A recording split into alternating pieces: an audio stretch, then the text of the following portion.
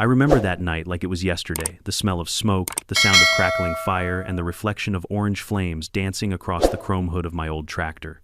That machine wasn't just metal and bolts, it was the heart of my land. My father taught me how to drive it when I was 10, and now it was burning right in front of me. Across the road under the dim glow of a street lamp, I saw her Karen Holloway pink blazer arms crossed, phone in hand, recording like she'd just won a war. She smiled, all because I said no. No, I won't join your HOA. No, I don't need your rules. And now, she thought she could teach me a lesson with fire.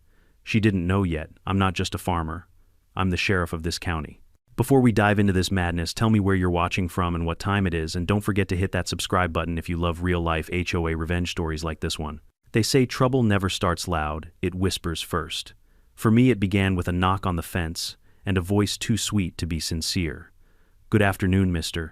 Turner," she said, standing there in a pink blazer, clipboard in hand, like she owned the whole valley. "I'm Karen Holloway, president of the newly formed Willow Creek HOA. I wanted to welcome you to the neighborhood." I leaned on my rake, looked over the fence, and smiled politely. "Appreciate it, ma'am. But I've lived here since 1981. The neighborhood kinda welcomed me first." She laughed, a high-pitched, fake thing that sounded like a car alarm. "Of course, we just thought it'd be wonderful if you joined our association. We're creating a more organized community now that so many new residents are moving in." I already knew where this was going. I'd seen it before. They start with flowers and friendly waves and end with rules about paint colors, mailbox heights, and how tall your grass can be. I wiped my hands on my jeans. "Karen, my land's been here long before that HOA ever existed. I'm not inside your boundary lines. I'm county land." Her smile twitched. "Boundaries can change, Mr. Turner, and so can attitudes." I chuckled. "Then I guess both of ours are staying the same." She didn't like that. Her eyes hardened just for a second before she plastered the smile back on. "Well, I hope you'll reconsider. We do things together here in Willow Creek." "Good for you," I said. "I do things right here." She left with a fake laugh and a wave, but I could tell that wasn't the end of it. 2 days later, a letter showed up in my mailbox. No stamp, no envelope, just a folded note. "Community participation is mandatory for harmony and safety." That night I noticed a drone hovering near my barn. It had the HOA logo taped to its side. I grabbed my flashlight and pointed it straight at the camera. The drone zipped away. By the weekend, someone had spray-painted 3 big red words on my front gate: "Join or pay."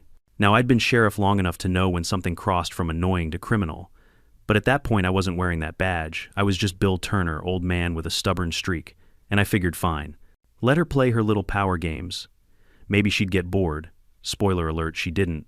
3 nights later, around 10 p.m., I was sitting by the fireplace reading an old Louis L'Amour novel when I heard a pop outside, not a loud explosion, just the sound of something igniting. At first, I thought it was kids lighting fireworks.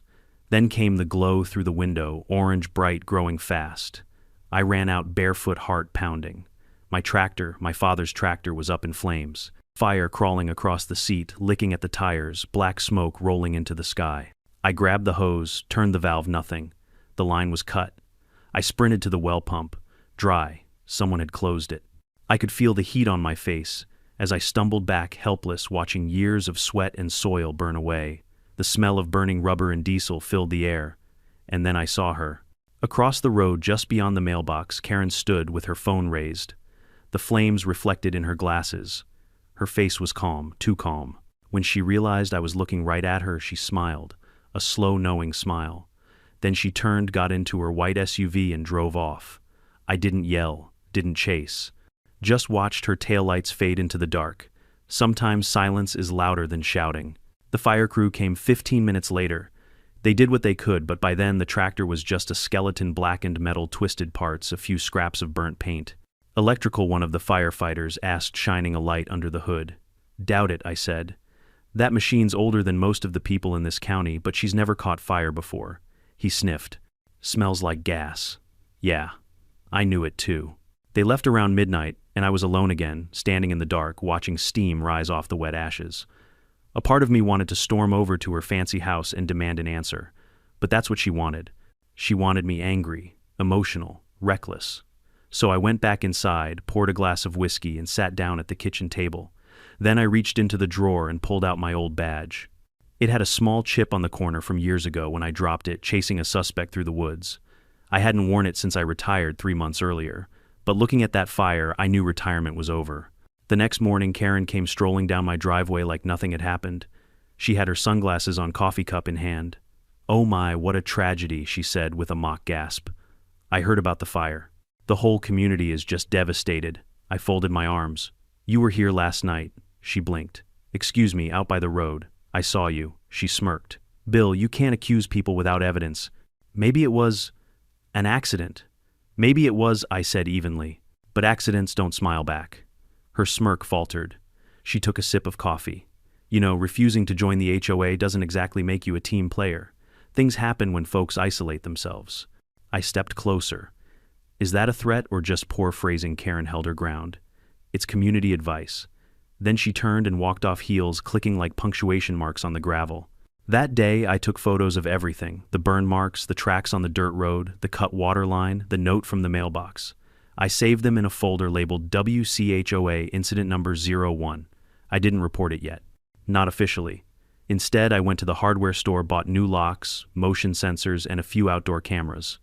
By nightfall, I had one camera aimed right at the entrance to my property where she'd stood the night before. And for good measure, I parked what was left of my tractor right there in plain view. Burnt ugly, a blackened statement piece that said, "I'm still here." Around midnight, I saw the first flash of headlights creeping by. Same white SUV. Slow, deliberate. The camera caught everything: the plate, the face, the smirk, but I didn't move. Not yet. I wanted her to think I was just an old fool, too stubborn to fight back. Because when people underestimate you, they make mistakes. And Karen was about to make a big one. The next morning, another letter showed up, this one printed, sealed with the HOA logo, "Dear Mr. Turner. Due to multiple complaints about unsightly property damage, the Willow Creek HOA board is considering taking community action if you continue to neglect restoration. Please comply or further steps will be taken." Community action. I almost laughed. The woman who burned my tractor now wanted me fined for unsightly damage. That's when I realized something. Karen didn't just want me to join the HOA, she wanted to own me. She wanted control. She wanted obedience. But what she didn't know was that she'd just declared war on the wrong man. I wasn't just some retired farmer. I was the sheriff, and I'd just reopened my first case. By morning, the air still smelled faintly of burnt rubber. My whole property looked like a crime scene: blackened ground, scorched grass, melted tools scattered around the tractor's grave. But instead of sadness, I felt something else rising in my chest. Focus. Cold, deliberate focus. I'd seen hundreds of cases in my years wearing the badge. Arson, fraud, vandalism, domestic squabbles, but this was personal. Not just because she burned something I loved, but because she thought I wouldn't fight back. She didn't know who she was dealing with. I started with the basics: evidence collection, just like I'd taught younger deputies a dozen times before. First, the ground near the barn. A faint trail of footprints in the dirt. Small, narrow heel. Women's shoes, likely size 8 or 9. I crouched down, snapped photos with my phone, and measured the stride. Next, the remnants of a red plastic container half melted near the fence line. I could still smell gasoline inside. No fingerprints visible to the naked eye, but that didn't matter. I wasn't building a courtroom case yet, I was building pressure. The drone footage I'd captured the night before added fuel to the fire. Clear as daylight, Karen's white SUV creeping by the fence at 11:47 p.m., 15 minutes before the explosion. Coincidence? Not in my world. Later that morning, I walked into Miller's Hardware, the only store within 10 miles. The owner, Frank Miller, had known me since I was a rookie deputy. "Morning, Bill," he said, nodding toward the soot stains on my shirt. "Heard about your tractor. Damn shame." "Yeah," I said quietly. "You sell 5-gallon fuel containers recently, red plastic ones." Frank frowned. "Couple days ago, yeah. Lady bought 2 of them. Drove a white SUV. Said it was for lawn care equipment." I showed him the footage still on my phone. "This her." He squinted. "That's her, all right. Wore that fancy pink jacket like she was buying perfume, not gas." I smiled faintly. "Appreciate it, Frank. Keep this between us for now." "Bill," he said, lowering his voice, "you ain't gonna, handle this like old times, are you?" I gave a half grin. Old habits die hard. That night I went through the HOA group's public posts online. Their website was filled with smiling faces, neatly trimmed lawns, and phrases like "building community together." But on their private Facebook group, which I could access through a dummy account, things were different. One comment thread caught my eye: Karen H. Some residents need a reminder that rules aren't optional. Tom W. You mean Turner, the farm guy, Karen H. Let's just say he'll learn about consequences soon. Lynn S. Lol, don't get yourself arrested, Karen H.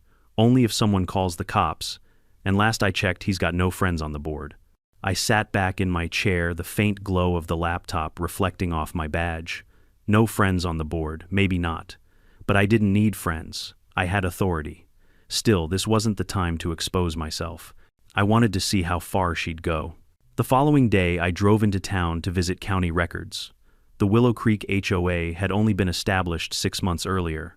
I knew their bylaws were registered there. The clerk, a young woman named Jenny, pulled up the digital files for me. You looking for something specific, Sheriff? I mean, Mr. Turner, I smiled.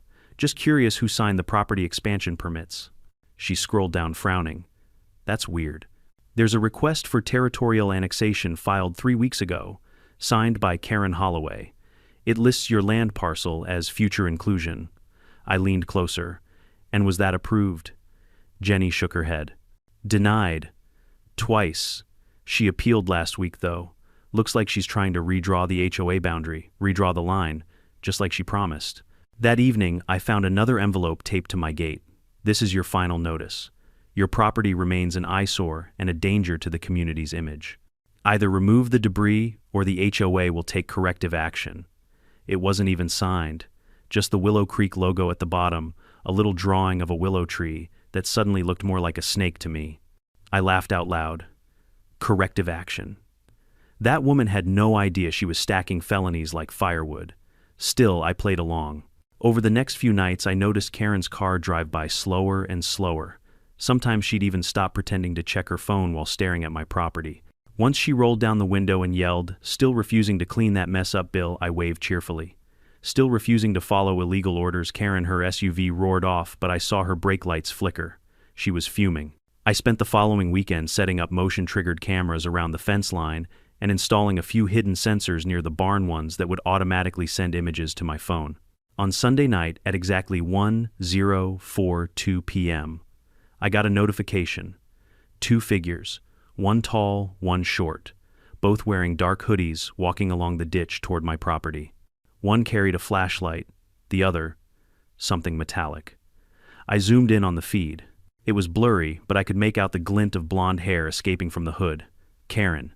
They reached my fence. The taller one, her accomplice, started loosening one of the boards. I could even hear faint laughter through the mic. I didn't move, didn't grab my gun, didn't even turn on the porch light, because right then the law wasn't supposed to scare them. It was supposed to watch. They slipped through the fence and disappeared behind the barn. A few minutes later, I heard whispering, then a metallic clank. When I checked the feed again, they were planting something near the tractor wreck. I waited until they left, then went to check. There, half buried in the dirt, was a small painted wooden stake, bright red, labeled HOA property line. They'd literally tried to move the border onto my land. I almost laughed. Congratulations, Karen, I muttered. You just trespassed. On county land. The next morning, I called my old deputy, Mason Clark, still serving in the sheriff's office. Mason, I said, got a situation brewing. Don't log it yet. Just listen. He knew that tone, the one I used before something big. Karen again, bigger, I said. We're past harassment. She's crossing lines physically and legally. He whistled. You want me to pull up her background? Yeah. Also, check any incident reports in her name, property disputes, civil complaints, threats. A few hours later, Mason called back. You're gonna love this. She's been reported in 2 other HOAs, one in Mesa Ridge, one in Palmwood Estates. Both times she got removed for abuse of authority and intimidation of residents. I smirked. Pattern behavior, perfect. You thinking of pressing charges? Mason asked. Not yet, I said. I'm thinking of pressing record. That night I set up one last camera right at the mailbox. It was small, hidden behind a reflector. I had a hunch Karen couldn't resist one more message. Sure enough, around midnight, headlights swept across my yard again. The camera caught her perfectly pink robe, messy hair, slipping another letter into my mailbox.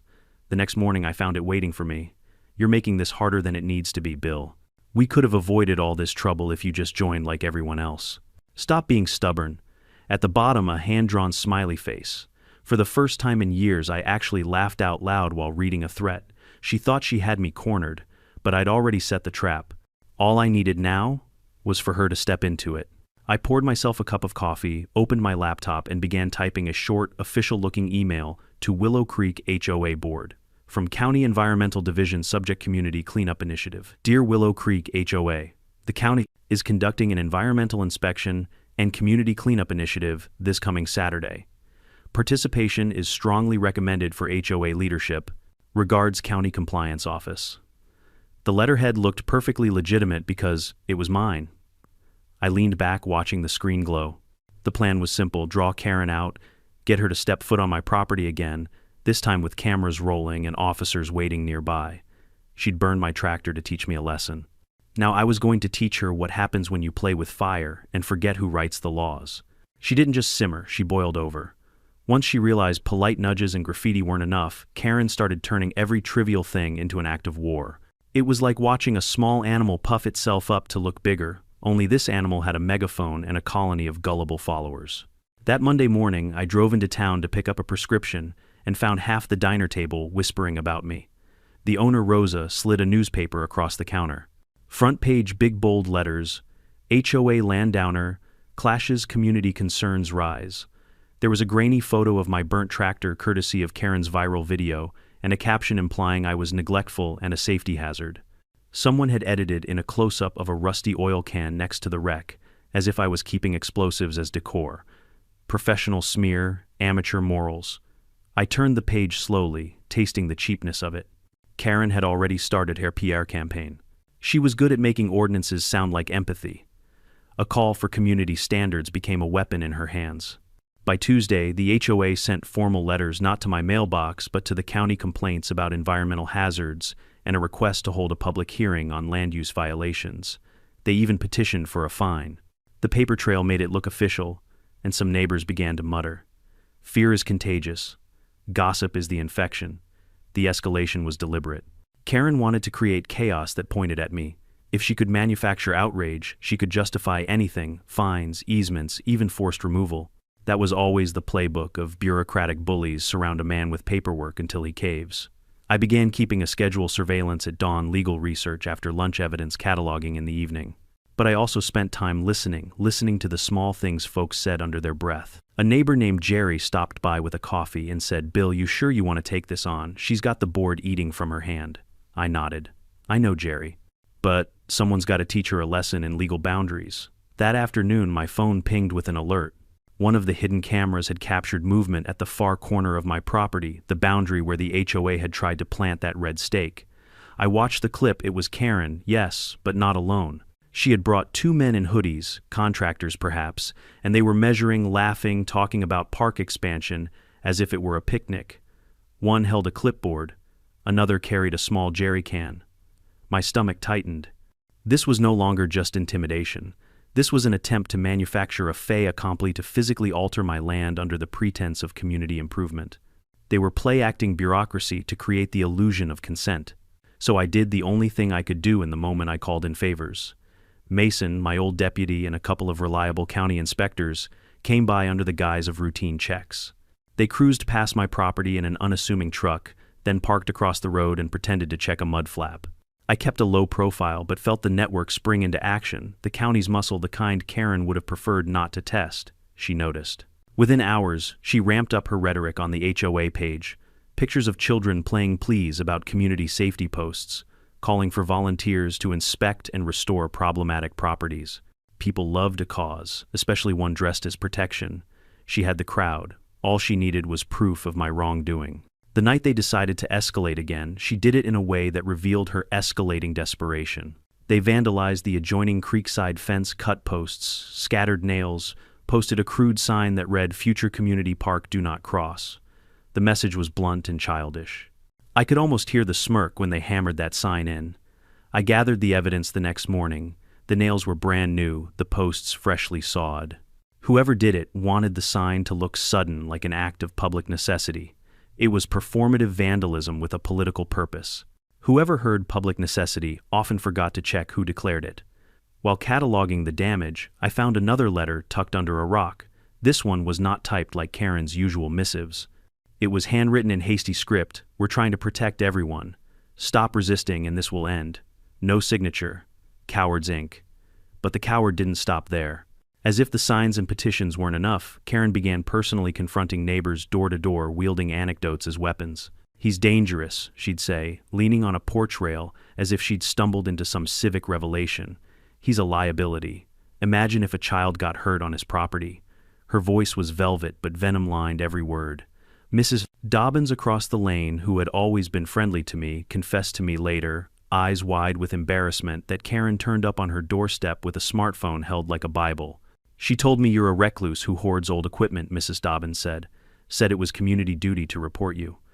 When I asked why she believed her, Mrs. Dobbins looked down. "She's persuasive, Bill. She makes everyone feel like a hero for policing their neighbor." That was the trick. Make people think they're doing the right thing by following the loud voice. Make them complicit before they know they're being used. I could have exposed Karen immediately, the footage, the drone, the fuel cans, the graffiti, but I wanted more than exposure. I wanted the law to land on her like winter on a river, sudden, definitive, and impossible to ignore. A public scolding would be pleasant, but it wouldn't fix the rot she seeded in people's heads. For that, she needed to be held accountable in a way that stripped power from the bully and returned it to the community. So I shifted gears. It was time to let the county play its part. I started filing formal complaints, not obvious ones, but the kind bureaucrats take seriously: unauthorized boundary marking, falsified HOA petitions, false reporting. I filed them under the right channels, using the red stake evidence, the gas container receipts, the drone log. Each report was a notch in the legal belt I intended to wear when the time came. When Karen got wind of the county stepping closer, her temper rose like a storm. The posts turned shriller. "We will not be intimidated by a man hiding behind archaic deeds." She began to name me publicly, to frame me not as the victim, but as the villain. Slander is a blunt instrument, but it works if no one challenges the story. That was the moment I realized how fragile community truth is. One loud voice can drown out days of quiet evidence. It's why law exists, to tilt the scales back toward impartiality. It's also why I had to be patient. Impartiality requires proof. Proof takes time.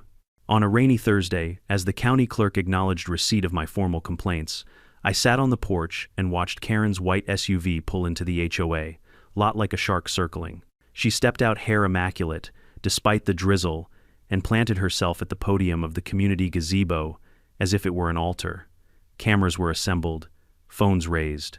She launched into another speech about protecting our children and restoring value to our homes. People clapped, some cheered. Others squinted, trying to reconcile the woman on stage with the woman I'd watched set my tractor ablaze. It was remarkable the way a narrative can be curated: gentle music, carefully chosen words, a chorus of nodding heads. I stood at the edge of the crowd, a silent figure, with a folder of evidence tucked under my arm like a secret weapon. She was building her mythology, but I was building her downfall. The two projects required different timelines. When she finished, the applause faded into a buzz of chatter, the kind that smells like shifting loyalties. I felt the balance slowly tilting, not because of noise, but because the county was moving its pieces. Karen had escalated, yes, but with each escalation, she left footprints. And I, Sheriff Turner, was following those prints straight to the truth. By the time the next week rolled around, the air in Willow Creek felt thick with tension. You could sense it even before you stepped out of the truck, that strange quiet right before a thunderstorm breaks. Everyone in the neighborhood was whispering. The HOA's community cleanup event was all over social media, plastered with Karen's favorite buzzwords: unity, safety, progress. The poster featured her smiling in a pink blazer, arms wide open, as if she were inviting peace, not planning a coup. Underneath the image were the words, "Join us this Saturday for a community-wide cleanup. Help us reclaim neglected spaces and beautify our shared land." Shared land. I almost laughed when I read that part. Nothing about my property had ever been shared, not the soil, not the fence, and sure as hell not the freedom. Still, I clicked attending. That Friday evening, I met Deputy Mason at the sheriff's substation. The place still smelled of coffee and gun oil, same as it had for 20 years. He leaned back in his chair and looked at me with that half grin he always used before a risky operation. "So let me get this straight," he said. "You're inviting the enemy to your own property for a trap." "Not a trap," I corrected. "An inspection," he laughed. "You always were a man for semantics." I pulled out the printed flyer. "She's going to bring her whole board, and at least a few contractors. Probably a cameraman too. They'll trespass, record everything, and call it community service." Once she steps 1 foot past the gate, we move in. No guns, no shouting, just cuffs and silence. Mason nodded slowly. You sure you don't want to tell the DA first? I want the DA to see the video, not hear a story. This needs to be clean, unquestionable. He drummed his fingers on the table. You think she's really gonna show? Oh, she'll show, I said. Karen never misses a stage. Saturday morning dawned clear and sharp, the kind of morning where sunlight cuts through the fog like a blade. I wore my old brown jacket, the one people recognized from the old sheriff's press photos, and had a small camera pinned to my collar. My land looked perfect for bait, half the fence down the blackened tractor sitting right at the boundary, the ground dry and dusty. The perfect neglected property for Karen to pretend to fix. At 9:14 a.m., I saw them coming, a caravan of white SUVs and shiny sedans snaking down the road. Each one bore the HOA's seal on the side window like some kind of suburban military convoy. The first car parked by the fence. Karen stepped out, sunglasses on clipboard, in hand radiating smug authority. Behind her came 2 board members, Tom the nervous one, and Lynn, who always filmed everything for social media. I could hear her before I could see her clearly. That voice carried like a siren. All right, everyone, let's make this quick and organized. We'll start by removing debris and marking the new border. Her tone was bright, rehearsed, dripping with self-righteousness. I stood by the barn, arms crossed, pretending to be just another spectator. Karen pointed toward the burnt tractor. See that? That's what happens when negligence goes unchecked. Dangerous, unsightly, unacceptable. Lynn's camera swung toward the wreck. Karen, say that again for the record. She did.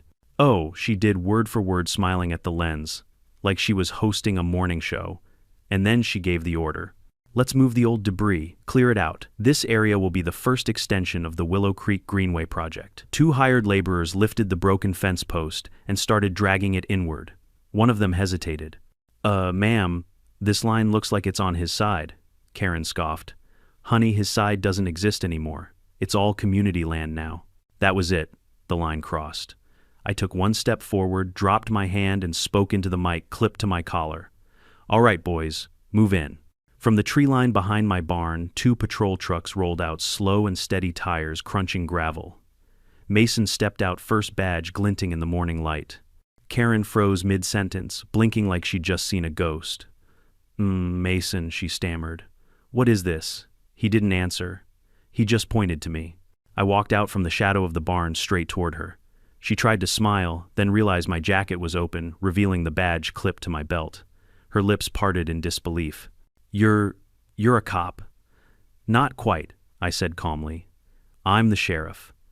The silence that followed was almost holy. Even the birds stopped singing. Karen looked around, waiting for someone to laugh to tell her this was a prank.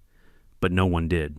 Karen Holloway, I said, my voice steady, official, practiced. You are trespassing on county property, engaging in unauthorized alteration of boundaries, and obstructing a lawful investigation.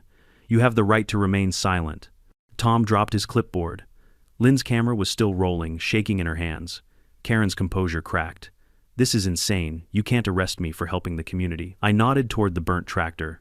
Helping the community? You mean burning private property and then pretending to clean up your own mess? Her face flushed red. I didn't. That's slander. I turned slightly. Mason, roll the footage. He lifted his phone and played the drone clip on loudspeaker. Karen's SUV. Pulling up near my property, her silhouette leaning forward, phone raised, fire flickering in the reflection. You could hear her voice faintly saying, maybe now he'll understand. She went pale. Now I continued, you're also facing arson and vandalism charges. The 2 laborers stepped back instantly.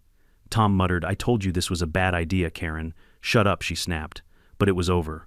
I could see it in her eyes, the realization that she had underestimated the wrong man, the wrong property, the wrong fire. Mason approached her calmly, cuffs in hand. Ma'am, please turn around. She shook her head, stepping backward. You're making a mistake. I'm the president of the Willow Creek HOA. I run this community, I smiled faintly. Not anymore. She lunged toward me, finger pointed like a blade.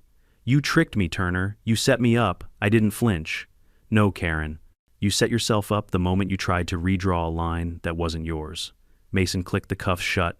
The metallic sound echoed down the road like a closing chapter. By noon, the area was crawling with deputies and curious neighbors peeking from behind hedges.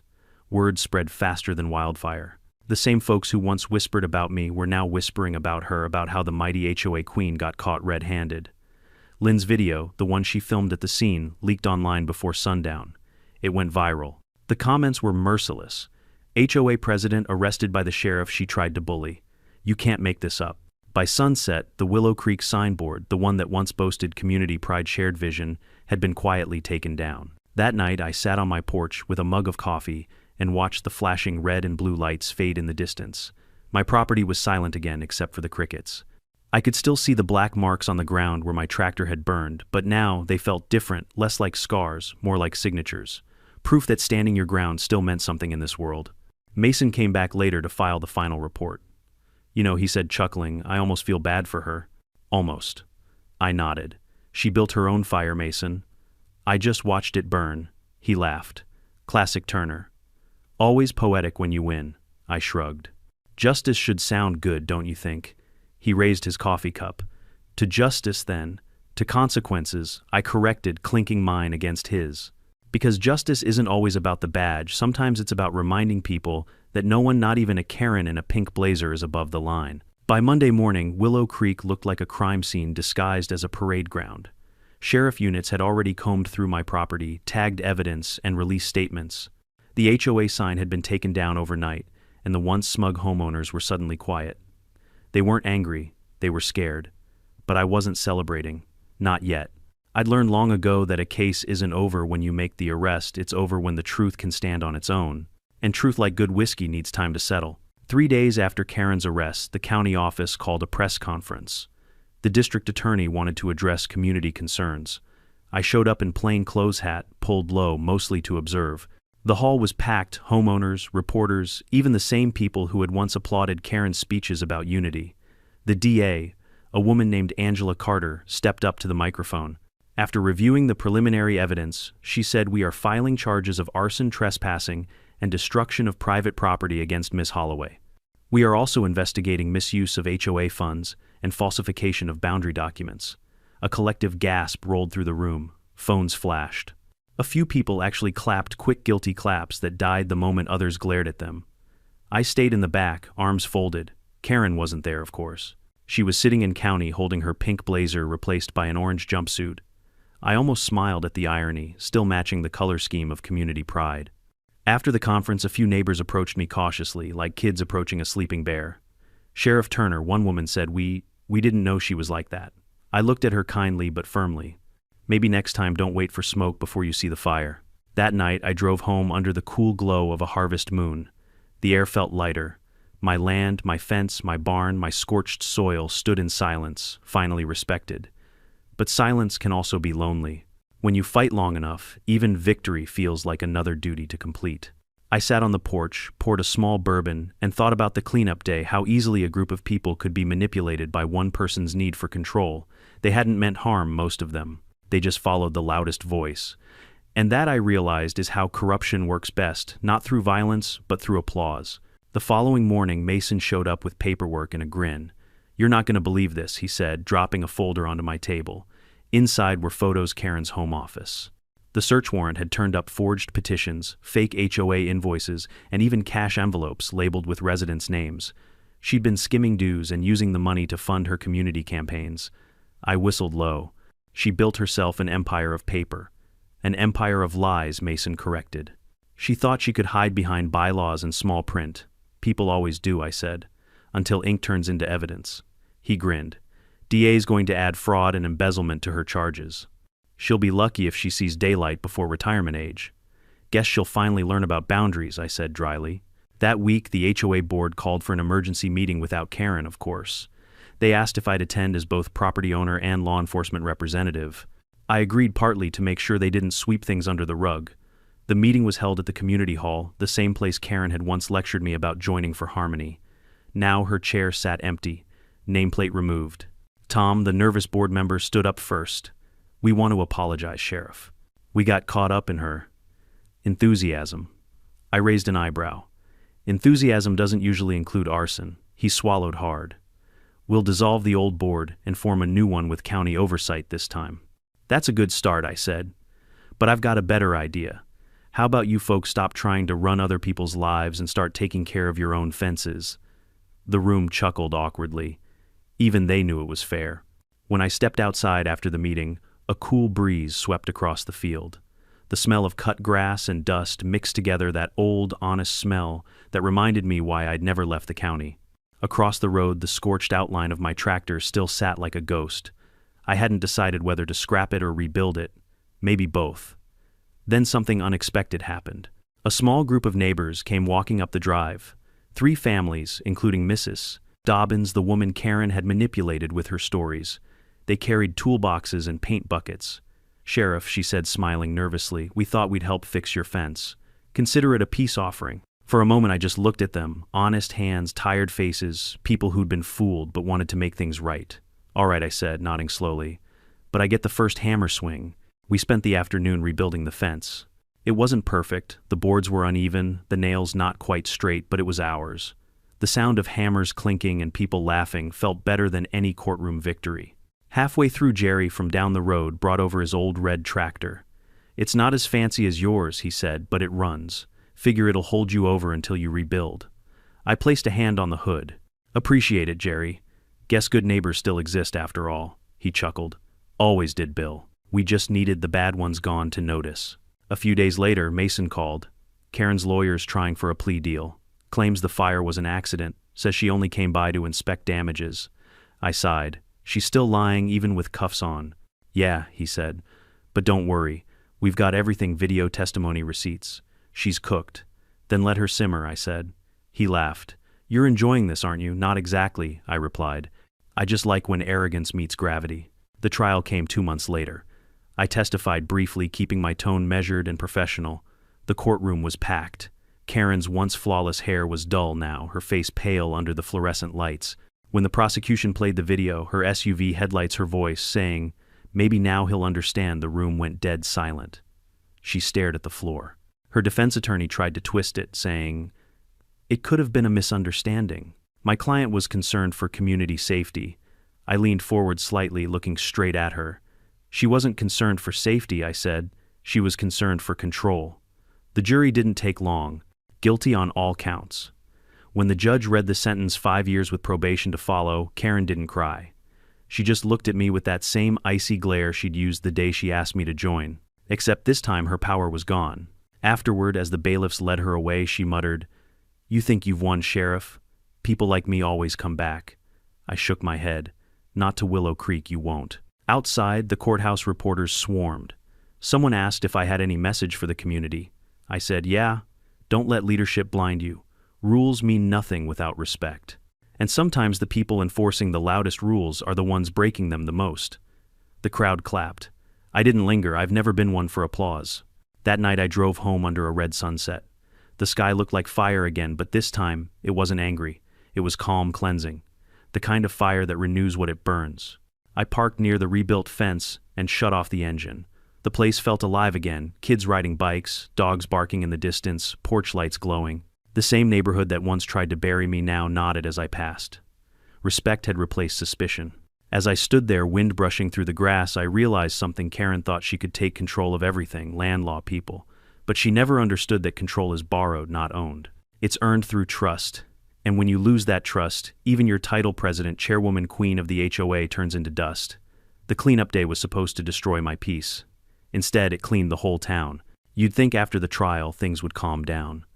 But peace never comes easy in small towns, especially when pride still smolders under the ashes. Even with Karen behind bars, the aftershocks lingered like a bad storm that refused to leave. The HOA board was in chaos. Without their queen, half the members resigned and the rest scrambled to rebuild their reputation. They held meetings about healing and moving forward, but all it sounded like was damage control. You can repaint a burned house, but the smoke smell never leaves. Meanwhile, I went back to my routines. The orchard needed trimming, the barn roof leaked again, and the new tractor Jerry lent me needed oil changes more often than sense. Normal things, the kind that keep you grounded after chaos. But sometimes when the wind blew from the south, I could still smell faint traces of burnt diesel. Memories linger even when you win. One quiet afternoon, about a month after the verdict, a plain envelope arrived in my mailbox.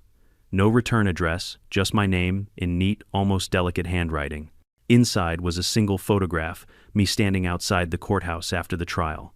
Across the bottom, someone had scrawled in black marker, "Justice is temporary. Power finds a way." No signature. But I didn't need one. I set the photo on the table and exhaled slowly. Karen was in prison, but she had followers. People who still believed she'd been targeted, that the big bad sheriff framed her for defending her community. Every small town has its loyal fools. That night, Mason dropped by for a beer. I handed him the photo. He studied it, frowning. "You think she sent it?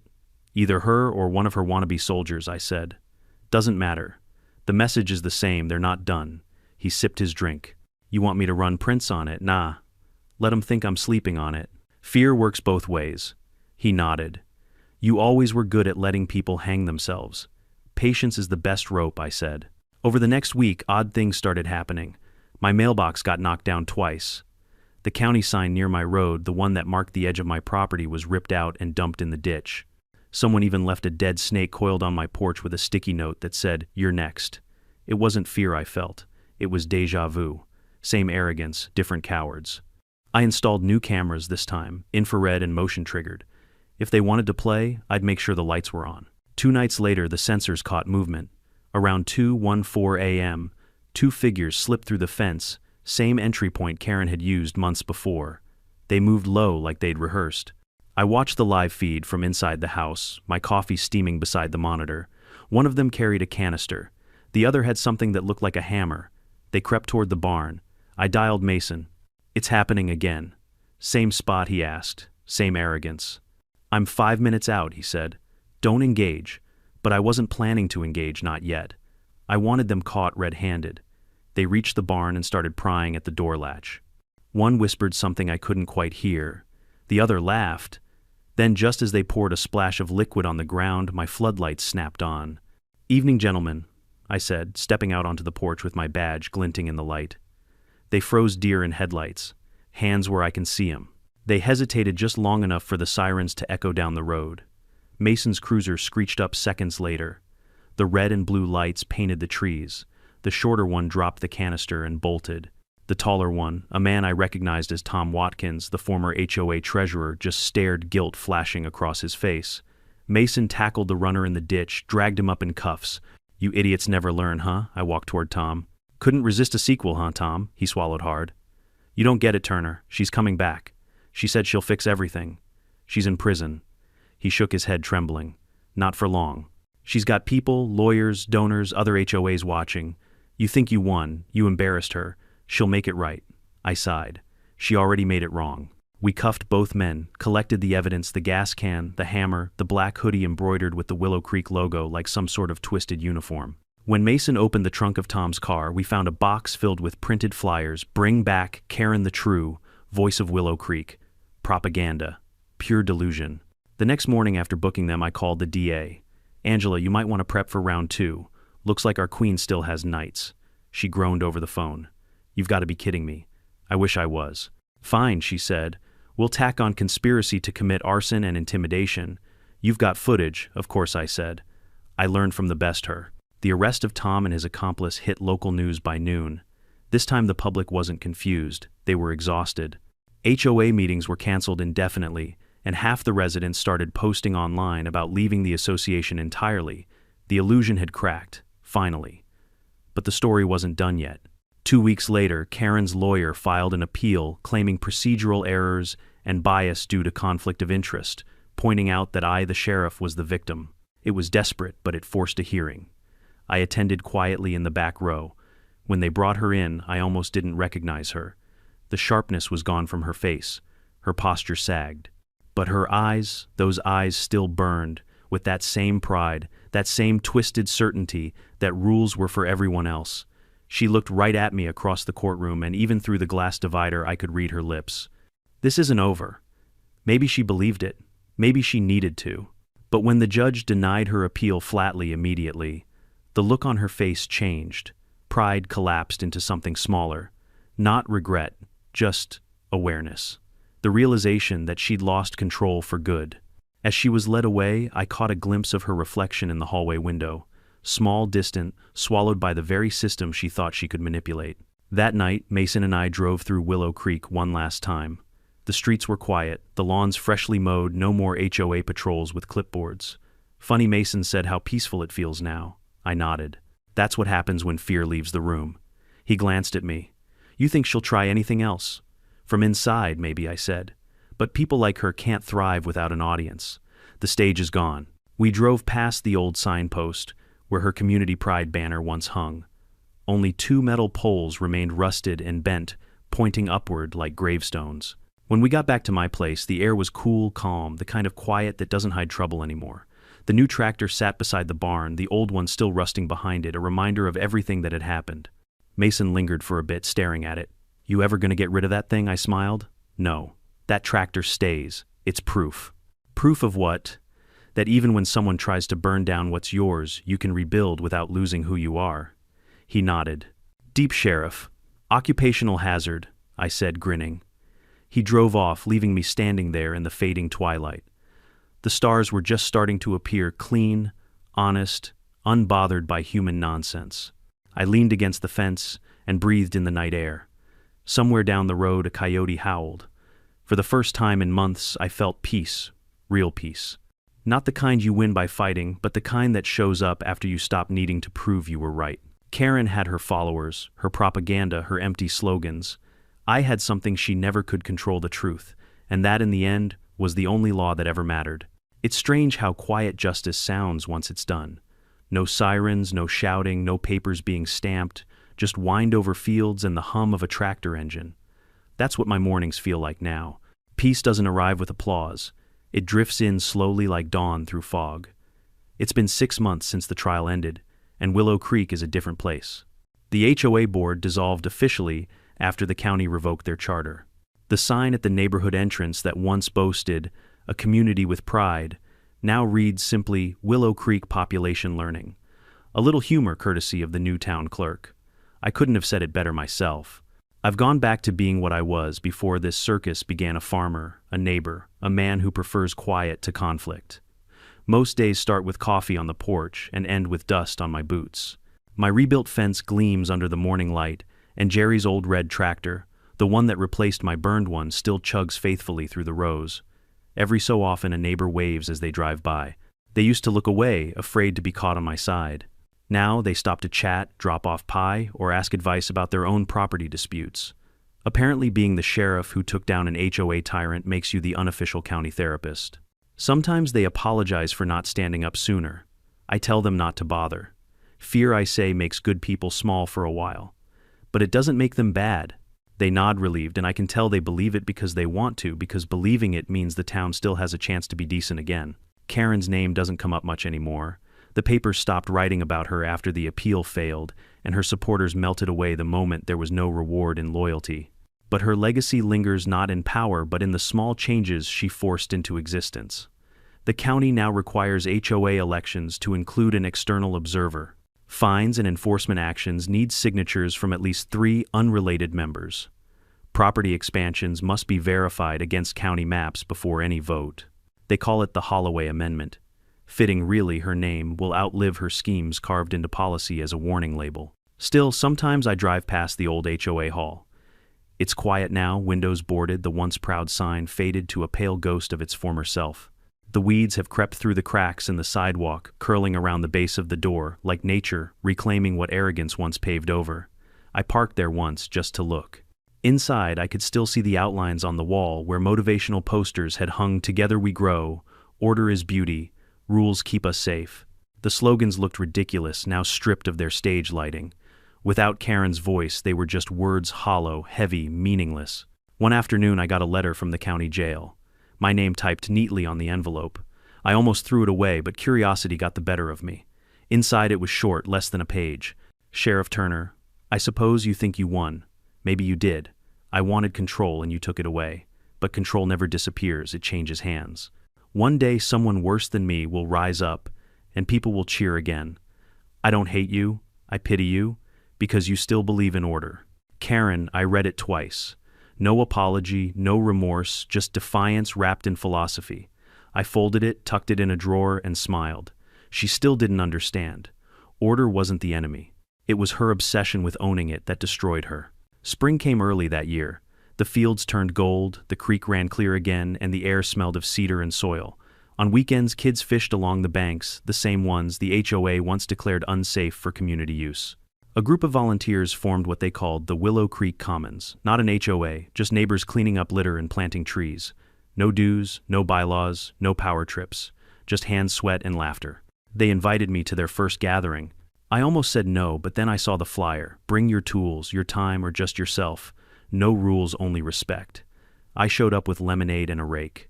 Seeing people work side by side again, kids, elders, families, made me realize something. The best communities aren't managed. They're grown. They don't need enforcers. They need gardeners. Later that day, Mason stopped by. He'd been promoted to chief deputy now, though he still talked like the same sarcastic partner I'd known for decades. He leaned on the fence watching the sunset. Hard to believe it's over, huh? Nothing's ever really over, I said. It just changes shape. He smirked. You sound like you're quoting Karen. I laughed. Yeah, but my version doesn't end with arson. We stood there for a while in comfortable silence. Crickets started chirping, the sky turned purple, and a few porch lights flickered on in the distance. You ever miss it? Mason asked. The badge, the chase, the adrenaline, I thought for a moment. Sometimes, I admitted. But not the politics, not the paperwork. Out here I see justice every morning in straight fence lines and honest work. He nodded. Guess that's why they call you the farmer sheriff. Could be worse, I said. At least the crops don't lie. He chuckled. True.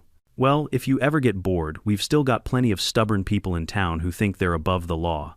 I raised my cup of coffee, and they'll learn just like she did. That night after Mason left, I sat on the porch one last time and looked across my land. The stars were bright, the air smelled of cut grass and redemption. My rebuilt tractor gleamed faintly under the moonlight, red paint, fresh and clean. I walked up to it, ran a hand over the hood, and smiled. I told you we'd get through it, I murmured. The breeze answered in whispers through the fence rails, soft and steady. Maybe the land remembers things who cared for it, who heard it, who stood their ground. Maybe that's why it gives back to those who treat it right. The next morning, as the sun broke over the horizon, I nailed a small wooden sign to the edge of my fence. Nothing fancy, just 3 words carved by hand, respect the line. It wasn't a warning. It was a reminder for me, for anyone passing by for the town that almost forgot what boundaries meant. Because that's what all this had been about from the start. Not about a tractor, not about HOA rules, not even about revenge. It was about boundaries, the invisible lines that keep decency alive. And maybe in a way Karen did teach us something, that power without respect burns faster than gasoline. You know, folks ask me sometimes if I regret anything, if I wish I'd just joined the HOA and avoided all the trouble. My answer's always the same: you don't avoid trouble by surrendering to it. Sometimes, standing your ground isn't about being stubborn, it's about being honest. About knowing where your lines are, and refusing to let anyone redraw them for convenience. Karen thought power came from control, but real power comes from restraint, from doing the right thing, even when no one's watching. So, if you're listening to this story, take it from an old sheriff who's seen more fires than he can count. Protect what's yours, but do it with integrity. Speak up, but don't shout. Fight, but don't hate. And most of all, respect the line. Because once you lose respect for it, you'll burn more than fences. You'll burn yourself. What about you? Have you ever had to stand your ground against unfair power? Tell me your story in the comments, and if you enjoyed this one, hit that subscribe button. There are more tales of justice waiting just beyond the fence.